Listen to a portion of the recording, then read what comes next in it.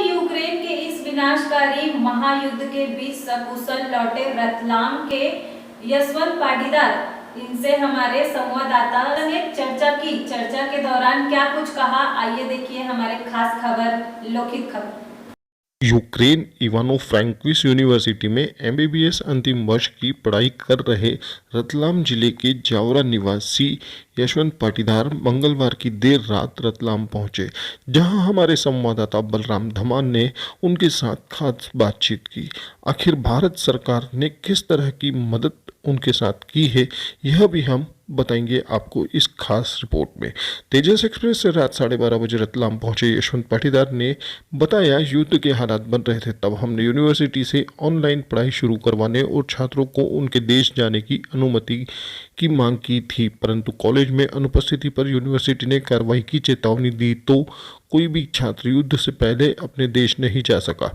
Ukraine से लौटे यशवंत पाटीदार भाजपा नेता भैरूलाल पाटीदार के छोटे भाई बद्री पाटीदार के बेटे हैं। हालांकि इस ओर अगर गौर किया जाए तो आप अंदाजा लगा सकते हैं कि भारत सरकार किस तरह की पुरजोर कोशिश में लगी हुई है कि हमारे देश के नौनिहालों को वापस वहां से सुरक्षित अपने देश लाया जाए। साथ ही आप देख सकते हैं कि यूक्रेन में अभी किस तरह के हालात हैं। देखिए हमारी इन तस्वीरों के माध्यम से जो यशवंत ने वहाँ की स्थिति हमें बताई है। नमस्कार, मैं हूं आपके साथ बलराम धमान। मैं इस वक्त मौजूद हूं रतलाम जिला मुख्यालय से लगभग 40 किलोमीटर दूर हम पहुंचे हैं जावरा, जहां यूक्रेन इस महायुद्ध से निकलकर जावरा पहुंचे हैं देर रात। इनसे हम जानते हैं वहां के किस तरह के क्या हालात हैं और इनके साथ क्या क्या किस तरह के किन किन परेशानियों का इन्होंने सामना किया है। क्या नाम है आपका? मेरा नाम है यशवंत पाटीदार। मैं इवानो फ्रैंकोविच नेशनल मेडिकल यूनिवर्सिटी से हूँ। शहर का नाम भी इवानो फ्रैंकोविच है और मैं वहाँ से 27 तारीख को निकला था रोमानिया बॉर्डर के लिए अपने सारे छात्र को लेकर, और वहाँ पर हमने 5 बसें जो बुक की थी और इंडियन फ्लैग के साथ हम रवाना हुए बॉर्डर की साइड। और उसके बाद जो बॉर्डर की तरफ हम जब बढ़े हैं तो बीच में पुलिस वगैरह जो एक बार रुक कर पूछताछ करते हैं, और उन्होंने ज़्यादा कुछ नहीं कहा है क्योंकि हमारा इंडियन फ्लैग लगा हुआ था। उन्होंने यही पूछा कि कहाँ से हो और किस शहर से हो। उसके बाद हम बॉर्डर के पास पहुंचने के बाद 3 घंटे का सफ़र रहता है हमारा। उसके बाद जब बॉर्डर पर बस वाले हमसे कहते हैं कि आपको यहीं बस छोड़ना पड़ेगी क्योंकि जाम बहुत है और हमें वापस जाना है, 10 किलोमीटर पहले वो छोड़ देते हैं।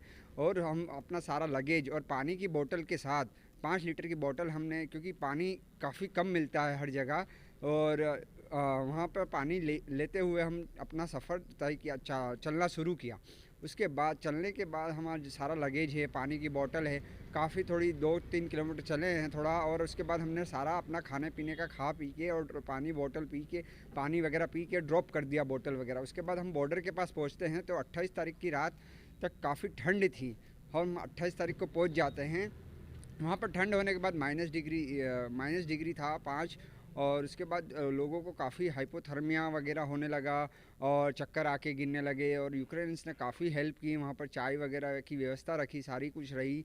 और उसके बाद वहाँ पर एक पेट्रोल पंप था, उसमें कुछ 50 लोग बैठ सकते हैं, उससे ज़्यादा नहीं। वहाँ पर हीटर वगैरह चल रहे थे और उसके अंदर हम लोग बैठ सकते थे, लेकिन सारे लोग नहीं, काफ़ी देश के लोग थे वहाँ पर। पोलैंड, रोमानिया की बॉर्डर पर साउथ अफ्रीकन वगैरह सारे लोग थे, और इवन तक यूक्रेनियन भी थे वहाँ पर, और वो भी बॉर्डर क्रॉस कर रहे थे। काफ़ी माहौल बिगड़ा हुआ था। और हमारे इवानो फ्रैंकोविच में जो कि एयरपोर्ट डिस्ट्रॉय किया है उन लोगों ने, ताकि कोई विमान नहीं उतर पाए, सारे सबसे पहले उन्होंने विमान डिस्ट्रॉय किए हैं। अच्छा यशवंत जी, हम आपसे ये जानना चाहेंगे कि जो सोशल मीडिया पे जो अफवाह चल रही है, उस अफवाह को लेकर आप क्या कहना चाहेंगे? जो भारत के जो वहाँ स्टूडेंट हैं उनके साथ में किस तरह के व्यवहार किया जा रहा है दोनों देशों की आर्मी की ओर से? आर्मी वहाँ पर काफ़ी क्रिटिकल हो चुका है क्योंकि काफ़ी देश के लोग हैं, और आर्मी कुछ ऐसा ज़्यादा वो बिहेव नहीं कर रही ख़राब कि तुम ऐसे हो, ये हो, तुम इंडिया से हो, तुम रूस का साथ देंगे, ऐसा नहीं है। वो समझा रहे हैं कि एक तरह से लाइन लगा लो, मैं सारे लोगों को निकालूंगा। वो यूँ कह रहे हैं, उनकी गुहार ये है कि आप एक लाइन लगाओ प्रॉपर, और मैं सब लोगों को निकालूंगा यहाँ से। कुल मिला के आप अनुशासन से निकले? अनुशासन से। और मैंने वहाँ पर, मेरा पास बन चुका था 3 बजे, करीब 3 बजे के आसपास मेरा पास बना था। और मैंने बहुत प्रयास किया, जबकि उसके पहले मैंने काफ़ी प्रयास किया कि मैं यहाँ से कैसे निकलूँ। मैं 3 बार गेट पे जाकर वापस रिटर्न हुआ, ताकि मैं इतना 7-8-10 घंटे नहीं खड़ा रह पाता हूँ ठंड में। तो मैंने वापस मैं वापस पीछे हटकर 3 बार गेट से पीछे हटकर मैं अपने जहाँ आग लगी हुई थी वहाँ गया, क्योंकि काफ़ी ठंड थी और मेरे साथ 70 लोग थे जो मेरे सारे दोस्त वगैरह थे। तो मैं उनको भी निकालना चाहता था, हम एक साथ निकलना चाहते थे, ताकि आगे पीछे ना हो, कोई घूमे ना, कुछ हो ना, इसलिए।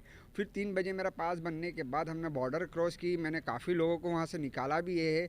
ये रहा वहाँ का माहौल। यशवंत जी, हम आपसे एक और सोशल मीडिया पर अफवाह चल रही है कि भारत सरकार वहाँ से वहाँ जो फंसे हुए नागरिक हैं उनको निकालने में किस तरह की कोई मदद नहीं कर रही है। तो आपको भारत सरकार की ओर से किस तरह की क्या मदद मिली? भारत सरकार से मेरे को काफ़ी मदद मिली है। मैं ये नहीं कहना चाहता हूँ कि नहीं मिली है। भारत सरकार से मुझे यह मिली है कि उन्होंने मुझे रोमानिया बॉर्डर क्रॉस करवाया है, मतलब वीज़ा प्रोवाइड किया है, इमिग्रेशन करवाया है। उसके बाद मुझे वहाँ से बसेस सर्विस वगैरह, एम्बेसी आई है। मैं एयरपोर्ट पे पहुँचा तब एम्बेसी ने मुझे पूछा कि आप किसके थ्रू आए, कैसे आए, क्या है। उन्होंने सारी सुविधा जी, हम ये मान लें कि मतलब भारत सरकार पूरा आपका पूरा ध्यान रख रही है और पूरी मदद कर रही है। जो सोशल मीडिया पे जो अफवाह चल रही है गलत चल रही है? गलत, ये मैं ये नहीं कह सकता हूँ कि गलत चल रही है, क्या है। वो सब अपना अपना स्टेटमेंट दे रहे हैं। मेरे साथ किस तरह के क्या? मेरी तरफ से है कि मैं बॉर्डर खुद से क्रॉस हुआ हूँ, क्योंकि बॉर्डर पे ना सरकार आ सकती है ना जा सकती है, ये कुल मिला के बात ये है। और उसके बाद जब बॉर्डर क्रॉस होने के बाद सारी सुविधा है, सारी फैसिलिटी है, फ्री ऑफ कॉस्ट है, सब कुछ है वहाँ पर। बॉर्डर क्रॉस करने के बाद सब कुछ है, आपको जो खाना है, कितनी पानी की बोतल उठाना है, कितना खाना है, सब कुछ रखा है। इवन स्ट्रीट पे रखा है कि आप उठा के और अपनी मर्जी से खाइए। हर 10 मिनट शादी पार्टी में जाते हैं वफर डिनर की तरह। हाँ, ऐसा रखा है। अच्छा, दूसरी बात हमें आपसे ये जानना चाहेंगे कि वहाँ हालात किस तरह के हैं? आपके फ्रेंड वहाँ रुके हुए हैं, वो किन किन परेशानियों का सामना कर रहे हैं? अभी तक वहाँ पर जो लोग और हैं, बाकी वो काफ़ी लोग वहाँ से अब तो निकल चुके हैं, लेकिन अभी भी एक भीड़ लगी हुई है। वो भी परेशान। किन किन कठिनाइयों का सामना कर रहे हैं? वो एक तो ये है कि वहाँ पर उनको 10-10 घंटे या 6-6 घंटे वेट करना पड़ रहा है, क्योंकि काफ़ी लोग हैं इस चीज़ का वो सामना पर। यशवंत जी, आपसे अंतिम सवाल हम पूछना चाहेंगे कि जो माता पिता जिनके बेटे अभी भी नए वतन लौटे हैं, अपने घर वापसी नहीं हुई है, वो वहीं है, विदेश में ही है, उनको आप क्या मैसेज देना चाहेंगे? मैं एक ये मैसेज देना चाहता हूँ, जो भी वहाँ इंडियन हैं, जो भी देख रहे हैं, तो सारे इंडियन से मेरा निवेदन है कि जितने भी स्टूडेंट हैं या किसी से संपर्क हो, उनसे ये कहा जाए कि वाईफाई कनेक्ट करके, इंटरनेट कनेक्ट करके अपने माता पिता से तुरंत फ़ोन पर बात करें, क्योंकि यहाँ पर अपने माता पिता उनकी चिंता बहुत कर रहे हैं और वो वहाँ से जल्दी निकले। ये मेरा एक ये जो संदेश है। सरकार का है प्रोटोकॉल, जो विदेश से जो लेके आ रहे हैं, उस प्रोटोकॉल में कुछ बदलाव चाहते हैं जो सरकार को आप हमारे चैनल के माध्यम से आवाज़ पहुंचाना चाहें? सरकार का बदलाव है, जैसे आज सरकार ने कुछ बदलाव किया है। उन्होंने एक बड़ा सा जो विमान है वो पहुंचाया है, जिसमें काफ़ी लोग आ सकते हैं। उन्होंने बहुत बदलाव किया है। मैं अभी इस फिलहाल में कुछ सिचुएशन काफ़ी क्रिटिकल है, तो सरकार अपने साथ निर्णय ले रही है। ऐसा नहीं है कि नहीं ले रही है, सब कुछ कर रही है सरकार। काफ़ी लोगों को वहाँ से, वो एयरपोर्ट से रोमानिया में वो खड़े हैं, उनको एम्बेसी वालों को काफ़ी भूख भी लग रही है, वो खाना खा नहीं पा रहे हैं सही साट। उनका निकालने का प्रयास वो कर रहे हैं अपनी तरफ से काफ़ी। अच्छा, जो वहाँ रुके हुए हैं वो सब लोग सकुशल अपने घर लौट जाएंगे, क्या कहना चाहेंगे आप? हाँ, सारे लोग वहाँ पर जो जितने भी बॉर्डर पे हैं, फ़िलहाल मैं बॉर्डर की बात करूँ तो बॉर्डर से सारे लोग अभी फ़िलहाल निकल जाएंगे। ऐसा नहीं है, वो ऐसा नहीं कह रहे हैं कि हम नहीं जाने देंगे, लेकिन काफ़ी वहाँ पे गाड़ियाँ भी पास आउट करना, उनके वेपन्स भी आ रहे हैं उधर से, ट्रक्स वगैरह, मिलिट्री के ट्रक्स वगैरह भी आ रहे हैं, उन्हें भी निकालना है। इधर से गाड़ियाँ भी उनको। अच्छा, कुल मिला के वहाँ व्यवस्था पूरी अभी बिगड़ी हुई है। ये थे यशवंत जो वहाँ इनकी 5 साल की